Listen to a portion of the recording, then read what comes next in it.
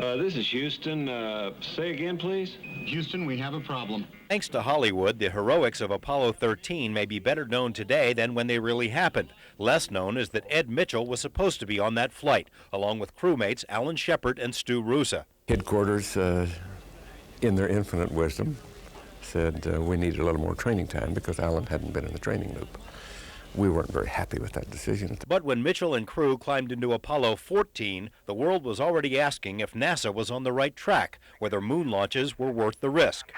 We did not launch. There were glitches, but Apollo 14 was a success. On the trip back, Ed Mitchell conducted experiments even his crew didn't know about, psychic projections made to cohorts on Earth. It worked. Such that probability, that chance could have repeated that experiment only 1 out of 3,000 times. Mitchell describes his ride through space as an epiphany, a sudden vision about the nature and wonder of the universe. He left NASA and formed a scientific institute devoted to bridging the gap between science and religion.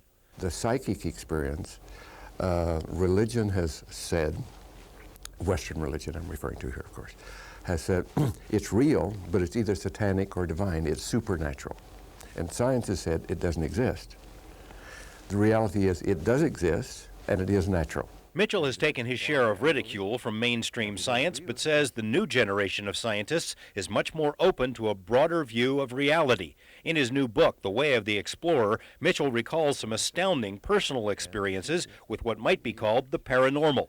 Since he's seen the Earth from the view of an extraterrestrial, he also admits interest in UFOs. Mitchell says neither he nor the other astronauts had sightings in space. Still, he feels there is solid evidence somewhere. And we probably, I believe, have smoking gun evidence in the classified domain, which isn't available to the public. And my pitch has been, is that information ought to all be opened up to the public. That whatever is there, we ought to know about it. Others have argued for a synthesis of science and religion, but few with Mitchell's credentials.